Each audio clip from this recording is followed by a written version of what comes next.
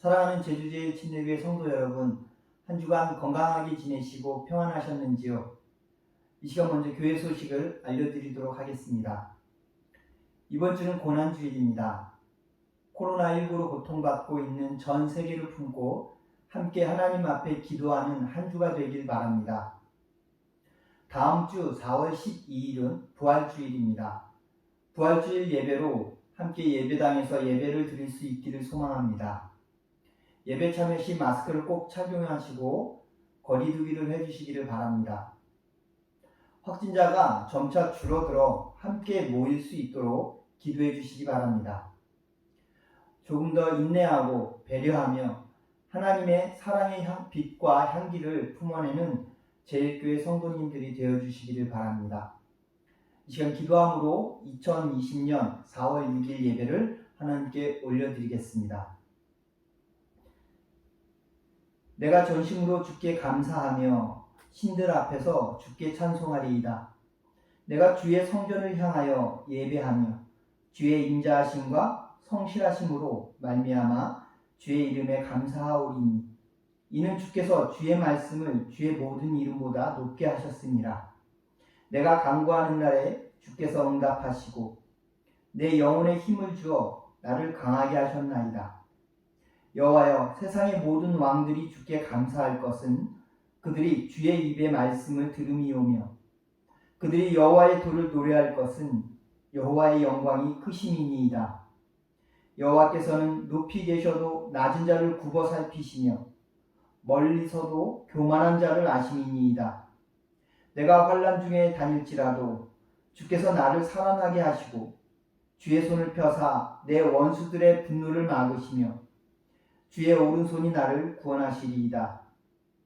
여호와께서 나를 위하여 보상해 주시리이다. 여호와여, 주의 인자하심이 영원하오니 주의 손으로 지으신 것을 버리지 마옵소서. 사랑의 하나님, 감사합니다. 우리를 구원하시기 위해 십자가에서 물과 피를 다 쏟으시며 우리의 죄를 대속해 주시고 부활의 영광 속에 자녀 삼아 주심에 감사드립니다. 이 시간 코로나19의 위험 속에서 함께 모이지는 못했지만 온라인으로 함께 예배드리며 모든 인류의 죄를 위해 피 흘려주신 주님의 사랑을 잊지 않게 하시고 감사와 찬양으로 하나님께 영광을 돌리는 예배가 되게 하여 주옵소서. 사랑하는 교회 가족들이 모인 장소마다 하나님의 임재와 은혜가 가득한 예배가 되게 하옵소서. 하나님 아버지, 지난 한 주간 주님의 은혜와 평안 속에 살고자 하였습니다. 하지만 전 세계의 창궐한 코로나19로 인해 국가적으로, 사회적으로 혼란함 속에 불안과 두려움을 온전히 떨쳐낼 수 없었습니다. 이 예배를 통해 십자가의 아픔의 고난에 있었기에 부활의 아침 그 영광을 바라볼 수 있었듯 견디기 힘든 고난을 겪은 후 맞이하게 될 환희와 구원의 빛을 기대하게 하시고 혼돈과 불안을 이길 새 힘을 허락하여 주옵소서. 우리 구원의 능력이 되시는 주님, 이 시간 예배를 통해 주님만 영광을 누리시고 예배하는 우리에게 평안의 은혜를 허락해 주시기를 바라며 우리를 구원하신 예수 그리스도의 이름으로 기도합니다. 아멘. 오늘 함께 은혜 나눌 말씀 사도행전 13장 44절에서 45절 말씀을 함께 읽겠습니다. 그 다음 안식일에는 온 시민이 거의 다 하나님의 말씀을 듣고자 하여 모이니 유대인들이 그 무리를 보고 시기가 가득하여 바울이 말한 것을 반박하고 비방하고는 바울과 바나바가 담대히 말하여 이르되 하나님의 말씀을 마땅히 먼저 너희에게 전할 것이로되 너희가 그것을 버리고 영생을 얻기에 합당하지 않은 자로 자처하기로 우리가 이방인에게로 향하노라. 주께서 이같이 우리에게 명하시되 내가 너를 이방의 빛으로 삼아 너로 땅끝까지 구원하게 하리라 하셨느니라 하니 이방인들이 듣고 기뻐하여 하나님의 말씀을 찬송하며 영생을 주시기로 작정된 자는 다 믿더라. 주의 말씀이 그 지방에 두루 퍼지니라. 이에 유대인들이 경건한 귀부인들과 그 신의 유력자들을 선동하여 바울과 바나바를 박해하게 하여 그 지역에서 쫓아내니 두 사람이 그들을 향하여 발에 티끌을 털어버리고 이고니온으로 가거늘 제자들은 기쁨과 성령이 충만하니라. 이 시간 우리 옆에 있는 가족들과 인사하겠습니다. 사랑합니다. 축복합니다. 은혜 많이 받으십시오. 이 시간 겸손이라는 제목으로 함께 은혜를 나누고자 합니다. 이 세상에서 가장 먼 여행이 머리에서 가슴까지라고 하죠. 머리로는 혹은 지식으로는 가지고 있지만 그것을 마음으로 받아 행동으로 옮기는 것이 얼마나 어려운가를 뜻하는 말입니다. 하나님은 우리에게 사랑과 은혜를 베푸셨고 그 결과 우리는 구원이라는 선물을 받았습니다. 그 선물을 받은 사람은 자신이 그 선물을 받기 전과 후의 처지를 깨닫고 아직 미처 선물을 받지 못한 사람도 자신과 동일한 그 선물을 받을 수 있음을 알기에 하나님의 사랑과 은혜를 전하게 됩니다. 우리는 이것을 전도라고 생각할 수도 있겠지만 사실 전도뿐 아니라 지금 제가 하고 있는 이 설교 또한 동일한 행위임을 알아야 합니다. 그런데 때로 이것을 오해하거나 잘못 이해해서 전도하고 설교하는 것을 특별하게 여기는 경우가 있습니다. 사실 하나님을 알게 되고 구원을 받는다는 것이 특별한 것이지만 문제는 이 특별함이 나 자신의 능력을 통해서 이루어진 것이 아닌 하나님의 사랑과 은혜를 통해서 이루어진 것이라는 것입니다. 이것을 깨달은 사람은 자신을 스스로 능력 있는 척 하지 않는 삶을 살게 됩니다. 그런 사람의 모습을 우리는 겸손하다라고 말합니다. 그러나 대부분의 사람들은 그 특별함을 자신의 능력으로 생각하고 거기에 더해 뭔가를 과장하고 또 포장하며 다른 사람들에게 나는 당신들보다 더 특별한 사람이야 라고 여기게 만듭니다. 이런 사람들의 삶의 모습을 우리는 교만하다라고 말합니다. 오늘 본문은 겸손한 사람의 신앙의 모습과 교만한 사람의 신앙의 모습을 우리에게 보여줍니다. 바울의 한 번의 설교가 비시디아 안디옥 회당에서 선포되어진 후에 그 파급 효과가 대단했음을 우리는 본문을 통해서 보게 됩니다. 사람들은 바울에게 다음 주에도 동일한 설교를 요청했고 오늘 본문 44절은 사람들이 요청했던 그 다음 안식일의 모습을 이렇게 묘사합니다. 그 다음 안식일에는 온 시민이 거의 다 하나님의 말씀을 듣고자 하여 모이니 바울이 처음 설교했던 안식일 회당 안에는 유대인들과 하나님을 믿는 경건한 이방인들이 있었습니다. 그러나 그 다음 안식일에는 온 시민이 바울의 설교를 듣고자 모였다고 말하고 있습니다. 이 얼마나 엄청난 일입니까? 저도 설교를 하는 목사의 입장에서 누군가 저의 설교를 듣고 은혜를 받아서 하나님을 알게 되고 그로 인해 구원을 받아 영원한 생명을 소유하게 되는 것을 목적과 목표로 삼고 있습니다. 그러나 그것에는 한계라는 것이 있습니다. 그 한계가 뭘까요? 전도되어진 사람이나 이미 교회에 나와서 하나님을 알고 있는 사람으로 그 범위를 한정짓게 되는 것이 바로 그 한계입니다. 오늘 본문처럼 하나님을 알지 못하고 또 교회에 나와보지도 않은 사람들이 설교가 좋다는 이유만으로 교회에 나와서 설교를 들으려 한다는 것은 정말 바라기는 하지만 기적과 같은 일이 아닐까요? 만약 그런 일이 실제로 일어난다면 그래서 교회에 사람들이 가득 차서 제 설교를 들으려 한다면 우리는 어떨까요? 너무 좋아하지 않을까요? 하지만 오늘 본문은 상황이 조금 다릅니다. 바울은 비시디아 안디옥 교회의 종교 지도자가 아니었습니다. 어느 날 갑자기 나타나서 한 번 설교를 한 사람이었습니다. 만약 우리 교회에 누군가 어느 날 찾아와서 설교를 했습니다. 그런데 그 설교에 아주 많은 사람들이 은혜를 받은 거예요. 그리고 다음 주 그분에게 다시 설교를 맡겼습니다. 그랬더니 주변에 믿지 않는 사람들이 가득 모여서 찾아와서 교회가 가득 차게 된 겁니다. 그런 상황이 온다면 우리는 어찌해야 할까요? 좋아해야 할까요? 다른 상황을 한번 생각해 보죠. 주변에 어느 다른 교회에서 설교를 잘 하시는 목사님이 오셔서 큰 은혜를 받는다고 사람들에게 알려졌습니다. 그리고 그 교회에 찾아가서 은혜를 받으려고 하는 많은 성도님들이 생겼습니다. 그들이 자기들이 섬기던 교회를 찾지 않고 그 교회에 모이게 됩니다. 그러면 우리는 어떻게 해야 할까요? 그래도 좋아할 수 있을까요? 막상 그러한 상황이 처한다면 좋아하기가 쉽지 않을 것입니다. 나를 통해서 이루어진 것이 아니라서 또는 내 교회에서 이루어진 일이 아니라서 그렇습니다.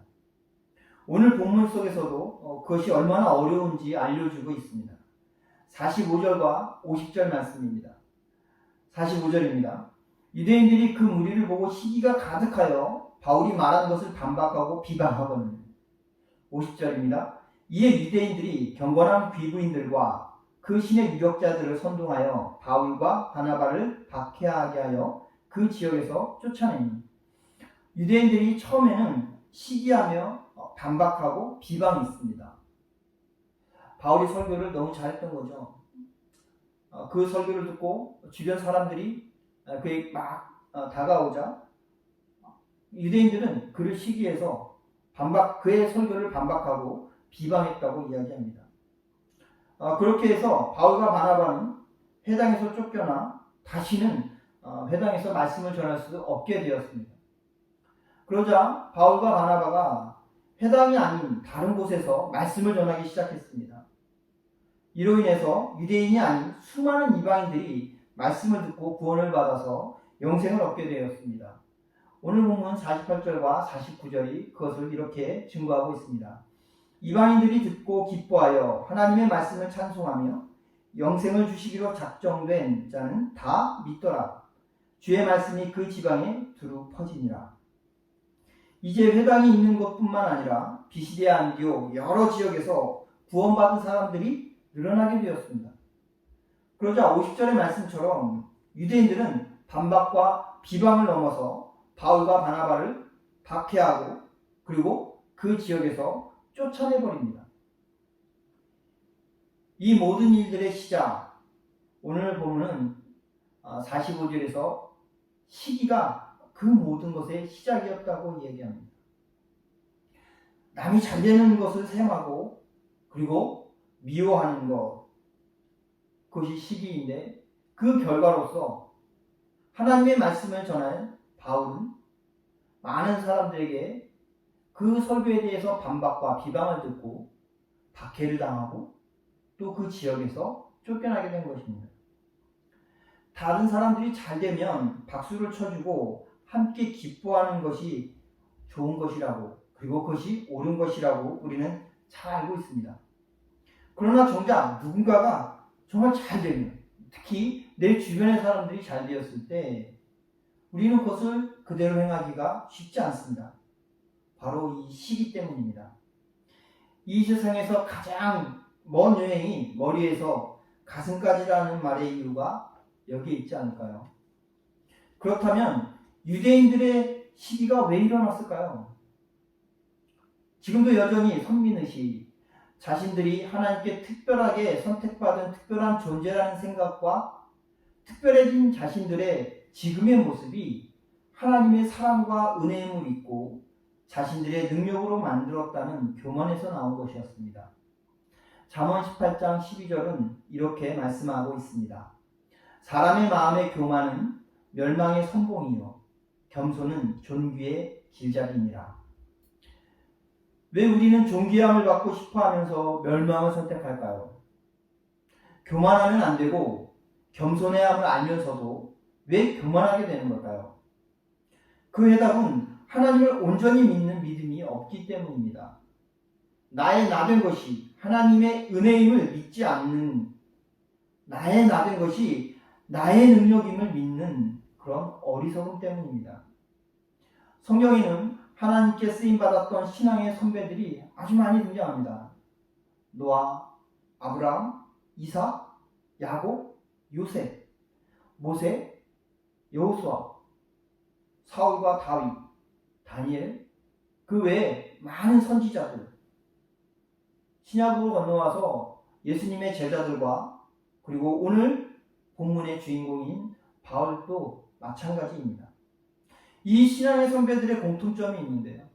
그들이 겸손했을 때 하나님께 쓰임을 받았고, 그들이 교만해졌을 때 고난을 당하거나 하나님께 버림을 받게 되었다는 것입니다. 그들에게 능력이 있었을 때 쓰임을 받았고, 그들의 능력이 사라지자 버림을 받는 것이 아니라는 것입니다. 그들의 능력과 무관하게 하나님의 선택에 의해 쓰임을 받았습니다. 그러나 그 쓰임 받음을 하나님의 선택에 의한 하나님의 능력으로 여기지 않고 자신의 능력으로 포장해 하나님께 영광을 돌리지 않고 그 하나님의 영광을 자신의 것으로 착취한 사람은 예외 없이 하나님으로부터 버림을 받았다는 사실입니다. 노아는 인류의 두 번째 시조로 지명받습니다. 죄를 범한 아담과 하와의 후예들에 의해 더럽혀진 세상을 하나님께서 쓸어버리십니다. 홍수로. 하나님께서 노아로 하여금 인류의 역사를 새로이 시작하게 하십니다. 인류의 두 번째 시조가 되어서 하나님 앞에 그렇게 선택받을 정도였다면 노아는 지도자로서의 그런 덕목을 완전 무결하게 갖춘 사람이었을 것 같습니다. 그러나 사실은 그렇지 않죠. 창세기 5장 32절은 이렇게 말씀하고 있습니다. 노아는 500세 된 후에 셈과 함과 야벳을 낳았더라. 노아는 500세가 되기까지 자식 한 명 없었다는 겁니다. 노아 당시 가장 큰 재산은 자식이었습니다. 자식이 많은 사람이 복받은 사람이고 큰 사람으로 간주되던 세상이었죠. 그런 세상에서 나이 500세에 이르기까지 자식이 한 명 없었다면 노아는 복받지 않은 사람의 대명사였을 겁니다. 그 시대를 대표하는 지도자가 되기에는 치명적인 결함을 지닌 사람이었겠죠. 믿음의 조상으로 지명받았던 아브라함, 그 역시 그의 아내 사레가 아이를 낳지 못해서 사람들로부터 박복한 사람이라고 조롱받았고, 이집트에서는 자신의 아내를 빼앗기 위해서 자신이 죽음을 당할까봐 지레 겁먹고 아내를 위라고 속이기까지 했던 아주 치사한 인간이었습니다. 출애굽의 지도자로 선택받았던 모세는 어떻습니까? 모세가 하나님으로부터 선택받을 그 당시 그는 나이 80에 광야 양치기 노인이었습니다. 이방인을 위한 도구로 선택받아서 오늘 본문 속 주인공이 된 바울 또한 교회를 짓밟던 폭도였던 그 시기에 하나님으로부터 선택을 받습니다. 이처럼 하나님의 도구로 지명받은 사람들의 공통점은 하나님의 도구로 선택받기에는 자격미달인 사람들이었다는 것입니다. 그럼에도 그러한 자격미달인 그들을 하나님께서 당신의 도구로 선택하셨다는 것은 인간은 오직 하나님의 은혜 속에서만 구원을 얻을 수 있음을, 그리고 오직 하나님의 은혜 속에서만 하나님의 도구로 쓰임받을 수 있다는 하나님의 법칙을 일깨워주고 있습니다. 하나님의 은혜를 떠나서는 인간에게는 하나님의 구원도 하나님께 쓰임받는 것도 절대로 불가능하다는 것입니다. 그렇기에 그리스도인의 겸손은 하나님께서 자신에게 일방적으로 베풀어 주신 하나님의 은혜에 대한 깨어있음입니다. 겸손이 하나님의 은혜에 대한 깨어있음이기에 겸손과 믿음은 동의어입니다. 믿음 역시 하나님의 은혜에 대한 깨어있음이기 때문입니다. 하나님께서 먼저 베풀어 주신 그 은혜에 대해 깨어있는 사람만 하나님을 온전히 믿을 수 있기에 겸손과 믿음은 구별될 수가 없습니다. 하나님의 은혜를 잊지 않고 평생 하나님의 은혜에 대해 깨어있는 그런 사람들이, 믿음의 사람이 되기 위해 우리는 여러 가지 방법을 찾고 있지만 그 방법은 한 가지 방법밖에 없습니다. 내 자신이 본래 어떤 인간이었는지를 잊지 않는 것입니다. 내 자신이 어떤 존재였는지를 잊어버리는 순간 우리 인간은 하나님의 은혜마저 잊어버릴 수밖에 없기 때문입니다. 사무엘상 15장 17절 그곳에선 이스라엘의 초대 왕이었던 사울이 스스로 자신을 작게 여겼을 그때, 다시 말해서 그가 겸손했을 때 하나님께서 그를 이스라엘의 왕으로 세우셨다고 이야기하고 있습니다. 사무엘상 15장 17절입니다. 사무엘이 이르되 왕이 스스로 작게 여길 그때 이스라엘 지파의 머리가 되지 아니하셨나이까. 여호와께서 왕에게 기름을 부어 이스라엘 왕을 삼으시고. 그러나 왕에 오른 사울은 하나님의 은혜를 잊어버리고 자신이 이스라엘의 초대 왕이 된 것은 자기에게 원래 왕이 될 만한 자격이 있었기 때문이라고 생각을 합니다. 자신의 왕국이 건재한 것은 내 자신의 능력으로 인함이라고 생각했습니다. 그렇게 그는 자신의 아들인 요나단에게 왕국을 넘겨주려고 하나님이 선택하신 다윗을 죽이려고 했습니다. 하나님의 은혜를 잊어버린 그런 교만한 마음으로는 하나님과의 관계를 지속시킬 수 없었습니다. 결국 그의 인생은 그 자신의 왕국과 함께 비참하게 몰락하고 맙니다. 교만은 멸망의 선봉이라는 하나님의 말씀이 사울의 삶을 통해서 증명됩니다. 우리는 교회를 믿는 사람들의 모임이라고 말합니다. 교회의 머리는 예수 그리스도이시며 그 주인은 하나님이시라고 당당히 고백합니다. 그럼에도 불구하고 우리는 교회를 나의 것, 우리의 것으로 여기며 우리가 이끌어야 할 무엇으로 생각해서 내 열심과 열정을 그리고 내 계획과 내 방식을 적용하려고 합니다. 이것이야말로 심각한 교만이 아닐까요? 우리 안에 하나님을 믿는 그 믿음과 그 은혜를 잊지 않고 깨어있는 겸손이 있다면, 그래서 교회의 주인이 하나님과 머리이신 예수 그리스도께 지금의 모든 상황을 의탁할 수 있다면 우리의 현실을 바라보는 자세와 그 태도는 달라질 수 있을 것이라고 생각을 합니다. 겸손한 사람은 좋은 것을 함께 누릴 수 있습니다. 그러나 교만한 사람은 시기를 통해 좋은 것을 누리지 못하고 다른 사람을 비방하고 박해함으로 더 좋은 것을 누릴 기회를 박탈당합니다. 유대인들은 교만함으로 관심받은 바울을 시기하고 쫓아냈습니다. 유대인들은 교만함으로 하나님의 말씀을 찬송하며 영생을 얻어 기뻐하는 믿는 자들을 시기했습니다. 그들의 교만은 구원받은 영혼들로 인해 천국에서 잔치를 벌이시는 하나님의 기쁨과 영광에 동참하지 못하는 결과를 낳았습니다. 사랑하는 제주제일 침례교회 성도 여러분, 기쁨은 함께하면 배가 되고 슬픔은 함께하면 반이 된다고 하지 않습니까? 그리스도인은 배가 된 기쁨과 절반으로 줄어든 슬픔을 누릴 수 있는 사람들입니다. 겸손을 통한 믿음의 사람이 되시기 바랍니다. 나됨의 과거의 나의 모습을 잊어버려서는 안 됩니다. 결코 구원과는 어울리지 않았던, 하나님의 선택받기엔, 더군다나 하나님의 도구로 쓰임받기엔 부적격했던 나의 과거를 잊어버리지 마시기 바랍니다. 그럼에도 불구하고 나를 선택하셔서 나를 구원하시고 하나님의 도구로 사용하고 계신 하나님의 은혜에 깨어있는 겸손한 믿음의 사람이 되어 배가 된 기쁨과 반이 된 슬픔을 누리고 기쁨으로 천국에서 잔치를 벌이시는 하나님의 기쁨과 영광에 동참하시는 저와 여러분이 되시기를 주님의 이름으로 축원합니다. 기도하겠습니다. 이방인들이 듣고 기뻐하여 하나님의 말씀을 찬송하며 영생을 주시기로 작정된 자는 다 믿더라. 주의 말씀이 그 지방에 두루 퍼지니라. 사랑의 하나님 감사합니다. 이 시간 우리에게 구원의 말씀을 듣게 해주셔서 감사를 드립니다. 그동안 교만함 속에 누군가의 기쁨을 배로 누리지 못했음을 용서하여 주옵소서.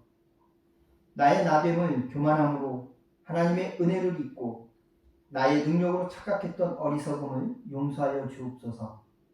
하나님의 은혜를 기억하며 은혜에 대해 깨어있는 겸손을 허락하여 주시고 그 은혜에 깨어있는 믿음을 소유하게 하옵소서. 나를 통해 비춰질 하나님을 생각하며 참된 그리스도인으로 살아가는 한 주가 되어지길 소망하며 우리를 구원하시기 위해 십자가의 고통을 참아주신 예수 그리스도의 이름으로 기도합니다. 아멘. 이제는 우리를 구원하신 예수 그리스도의 구원의 은혜와 하나님 아버지의 사랑하심과 성령님의 내주 충만하심이 이 시간 각 가정과 처소에서 예배드리며 하나님의 은혜에 깨어있는 겸손함으로 믿음을 지켜 배가 된 기쁨과 좋은 것을 함께 누리며 하나님이 기뻐 베푸신 천국잔치에 참여하길 바라고 소망하는 제주 제일침례교회 모든 성도님들과 교회비에 이제로부터 영원히 함께 하시기를 예수 그리스도의 이름으로 축원합니다. 아멘. 한 주간 주님 안에서 승리의 삶을 사시고 건강한 모습으로 뵙기를 바랍니다. 감사합니다.